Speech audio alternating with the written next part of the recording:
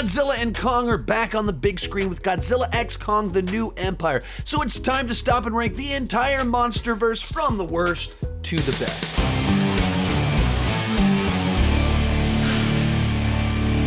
While I'm talking, be sure to join me down below in the comments section. Share your ranking of the Monsterverse. My list is not the right list. It's just my list, and I would love to see yours. With this list, I included Monarch, but I didn't include the animated Skull Island show. Simple reason. I've seen Monarch, and I haven't seen Skull Island. Also, as a point of reference, I enjoy the entire Monsterverse. They're all kind of like right there as enjoyable blockbusters. Make of that what you will, and let's get started.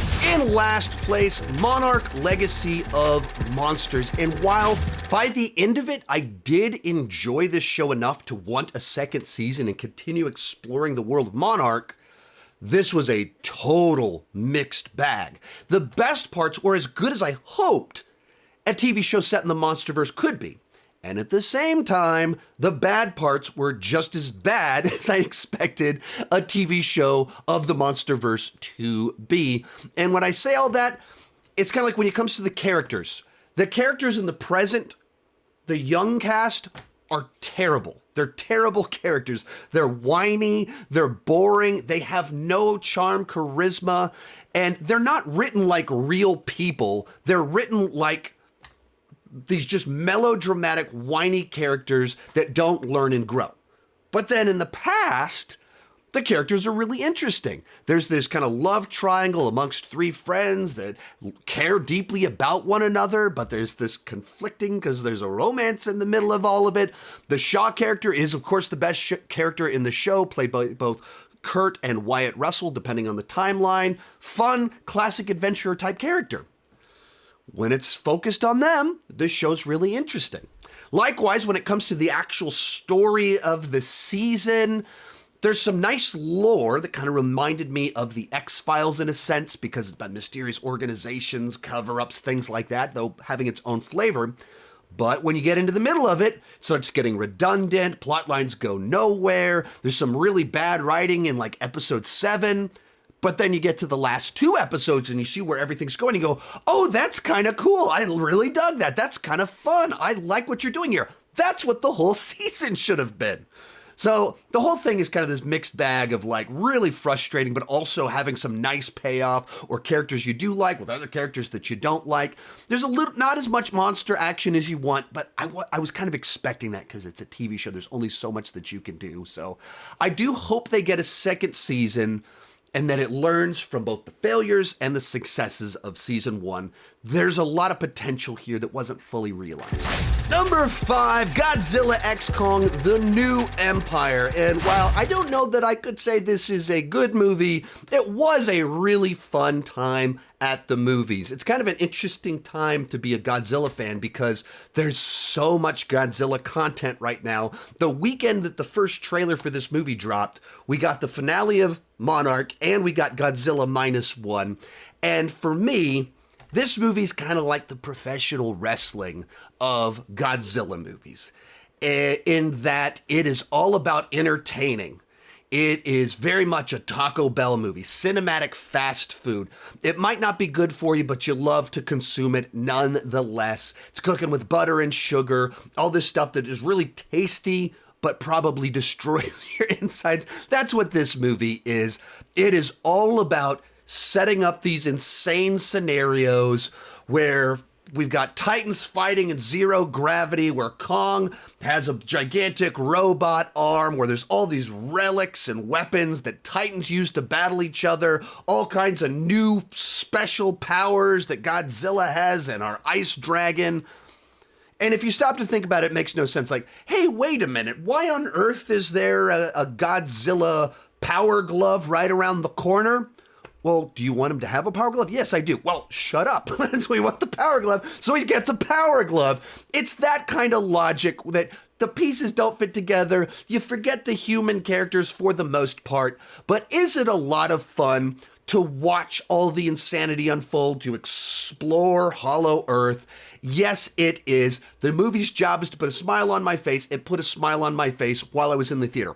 I don't think it'll replay as well watching it at home on my couch, but it was a fun date night with my wife. Number 4, Godzilla 2014. And this is a film that I really enjoy, but one that I always want to love more than I actually love it. Gareth Edwards is a director that I really enjoy. I think he has a great visual eye. I think very much the tone and aesthetic and vibe of this film makes you feel the danger of titans emerging in our world, something that very much gets lost in the later films in this franchise where it just kind of becomes normal that titans are everywhere and no one cares about it. Here, it puts us on the ground with the horrifying reality of the peril that comes with the scenarios that are unfolding in the film. I think it looks very cool, both with the creature design, the color palette, the way that it's shot, everything like that. And so there's so much here that I really want to have this higher up on this list. But there's 2 gigantic problems with this film. The first one is they trade out their most interesting character for just a ride-along character. They set up Bryan Cranston in the very beginning of the film to be this character with a deep emotional connection and motivation tied to the narrative of our film. And then he's killed off about 40 minutes into the film and replaced by his son, who is essentially just along for the ride. He's just trying to get home, and Godzilla keeps showing up wherever he's at, and then he hops on with the military. He's just tagging along. There's no arc, there's no journey, and there's nothing to care about besides, getting to point A to point B, which is disappointing. Other gigantic problem with the film is that it keeps cutting away from Godzilla and the action. There's like 3 different times in the movie where it sets up Godzilla's about to go to war with a Titan, and then it cuts to a news broadcast. I think that happens 2 different times. There's another time they're about to clash and then doors close so you can't see it. Not a great plan. And so instead of showing us what we really want in the film, it keeps hiding it. And I get that you want to build tension and have that big payoff, but you also created a scenario where you drew attention to the fact that you are cutting away from what ultimately we want that feels like a tease. So there's a lot here I really enjoy. And there's just certain choices that you're on. Today's video is brought to you by Raycon. It's that time of the year where I'm trying to work out more. I gotta mow my lawn every weekend and I'm doing a lot of travel. And everything is better with Raycon everyday earbuds. Raycon offers amazing quality audio at half the price of other premium audio brands. Don't just take my word for it, there are tens of thousands of 5-star reviews. Raycon's optimized gel tips are designed to fit comfortably in your ears to actually stay there, whether you're going for a long jog or mowing the lawn. A couple weeks back, I was at South by Southwest and I'd have to wait in lines hours every single day. I just slipped my Raycons in, listened to music or an audiobook, and I didn't even notice they were there. And with 8 hours of playtime and a 32-hour battery life, I don't have to worry about whether they're up for the task. They have 3 customizable sound profiles, so whether I'm listening to music or an audiobook, it sounds perfect. They have a noise isolation mode as well as an awareness mode, depending on if I want to cancel out the world around me or if I need to be able to hear what my kids are up to. Go to buyraycon.com/Sean Chandler today to get 20% off your Raycon order plus free shipping. That's right, you'll get 20% off and free shipping at buyraycon.com/Sean Chandler. buyraycon.com/Sean Chandler. Godzilla vs. Kong, an unashamedly dumb movie that wastes no effort trying to explain how everything works. It just wants to deliver awesome Titan boss fights. No reason to worry about logic, just let them fight. Now, this functions much more as a Kong film with Godzilla as a side character, but Kong kind of gets his own character arc in here. It builds out this insane, often goofy mythology, but that insane mythology is designed to just set up all kinds of wild, crazy shenanigans. And as you're watching it, a bunch of questions might come to mind. How did they build a huge dome over Skull Island without Kong stopping them? How do they keep tranquilizing Kong? And have they tried tranquilizing Godzilla? Where is the light coming from in Hollow Earth? How did Kong travel 2,000 miles from the Earth's core to Hong Kong in just a minute? Where did Kong watch Lethal Weapon 2 to learn how to pop his shoulder back into place by slamming it into a building?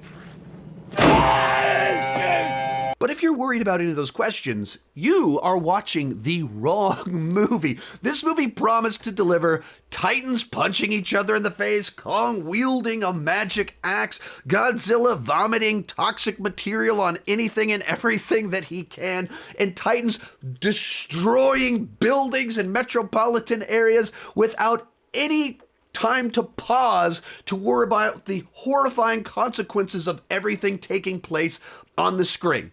It delivered all of the insane fun that you want. I will say this, it plays way better in a theater than it does at home. Like at home, I was rewatching it like, I didn't even remember Millie Bobby Brown was in this film. I'd seen it multiple times before. So a very fun theater experience, a decent film to rewatch it. Our runner-up, Godzilla, King of the Monsters. This movie delivers plenty of monsters, monster mayhem, and weird but fun Titan mythology. Yes! While I like more the artistic merit of Godzilla 2014, I think this movie kind of understood the job of the film better in providing this context of why monsters are emerging, why they're all over the earth, and having Godzilla as this anti-hero showing up to kind of save the day. The human characters in this film, while themselves might not be that interesting, they play into the story a little bit better with how their actions actually affect what's taking place, where things are going. So they're actually important to the plot. But even kind of as you get into the mechanics of it, it provides a few kind of emotional moments when it kind of comes to our Titans and sometimes our heroes' reactions to them, whether you're talking about the revival of Godzilla, which also kind of combined to that, Ken Watanabe's death and sacrifice, and having this moment that's, very meaningful for him, of he's very willing to give his life to have his moment to see eye to eye with Godzilla, this creature that has been so pivotal to his life. You have Mothra's sacrifice in the finale. Now, while I said I do appreciate the way the human characters as a whole matter to the plot of the film, they are just as frustrating of human characters as you get with all the other films. But in particular here, they design it around this one family dynamic, and they make it so you're just utterly frustrated with Vera Farmiga's character pretty much the entire runtime. But when you move into the third act of the film, they start trying to almost give her a redemptive arc when she's never repentant for what she did. She still believes in her cause and what she was doing. She just wants to save her daughter. And they try to give her that redemptive arc, which just kind of puts a bad taste in your mouth.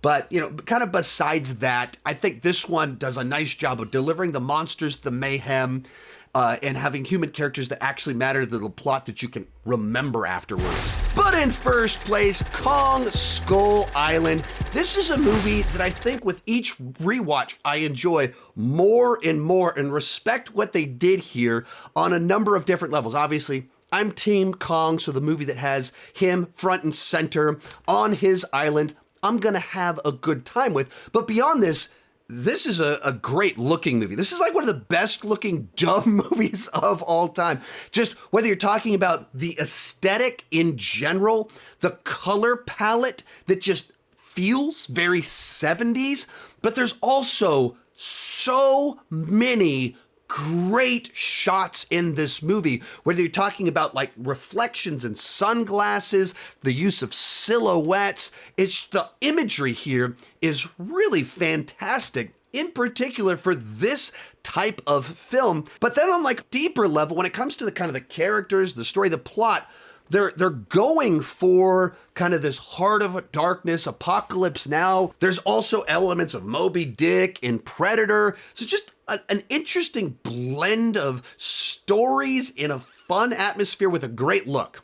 The cast here, it's pretty phenomenal. Like the number of Marvel actors in here is crazy. And so they're able to take sometimes paper thin characters and just make them a little bit more fun and compelling. What they do with the John C. Reilly character is able to build out a friendship that we don't see, that we just see in the impact that a character had on him. There's a nice payoff at the end of the film when his story arc resolved. So even is some nice character work in here, filled with all kinds of monster action and varied monster action. There is some weird treatment of death in here where it's almost like this intentional thing the director was doing is to like set up a heroic moment. There's one in particular in the third act where a guy like gives like a passionate moment before he's about to sacrifice himself, and then it's totally wasted. Because that's what heroes do. But otherwise, I think that this is the one that was able to kind of pull things together the best without frustrating me with what it did. But as I said at the beginning,